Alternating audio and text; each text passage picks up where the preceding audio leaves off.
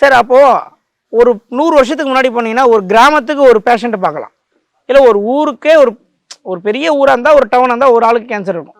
இன்றைக்கி தெருக்கு 4 பேருக்கு கேன்சர் இருக்குது. ஏன்? மக்கள் தொகை அதிகமாகிடுச்சு, வீடுகள் கிட்ட கிட்ட கட்ட ஆரம்பிச்சிட்டோம். எல்லாமே சவுத் ஈஸ்ட்னு என்ன சொல்லக்கூடிய கிச்சனில் அவுட்லெட் பைப்பை ஒன்று வச்சு அதே தென்கிழக்கில் என்ன பண்ணுறோம், அந்த சாமான் கழுவுற தண்ணியெல்லாம் தென்கிழக்கில் விடுறோம். அந்த இடத்துல தண்ணி தேங்குது. அது ஒரு அக்னி மூலையில் போய் நீங்கள் தண்ணி வச்சிங்கன்னா நெருப்புக்கும் தண்ணிக்கும் என்றைக்குமே என்ன ஆகாது, ஒத்து போகாது. அந்த இடத்துல நோயாக உருவெடுக்கும். அப்போது நம்ம முன்னோர் காலத்திலலாம் பார்த்தீங்கன்னு வச்சுக்கிங்களேன், அடுப்பங்கரைன்னு சொல்லுவாங்க. வீட்டுக்கு வெளியே அடுப்பங்கரை இருக்கும், அங்கே ஸ்டோரேஜ்லாம் இருக்காது, அடுப்பு கொட்டா மட்டும்தான் இருக்கும், அடுப்பு மட்டும்தான் இருக்கும். சமைச்சிட்டு வீட்டுக்குள்ளே எடுத்துட்டு வருவாங்க. இன்றைக்கி நம்ம வீட்டு உள்ளே கிச்சன் வச்சுருக்கோம், கிச்சன் உள்ளே ஸ்டோரேஜ் வைக்கிறோம்.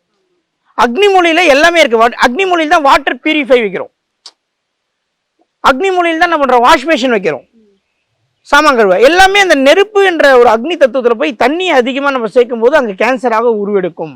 அங்கே குறைக்கணும். எதை குறைக்கணும்? தண்ணியை அதிகமாக பயன்படுத்துவதை குறைக்கணும்.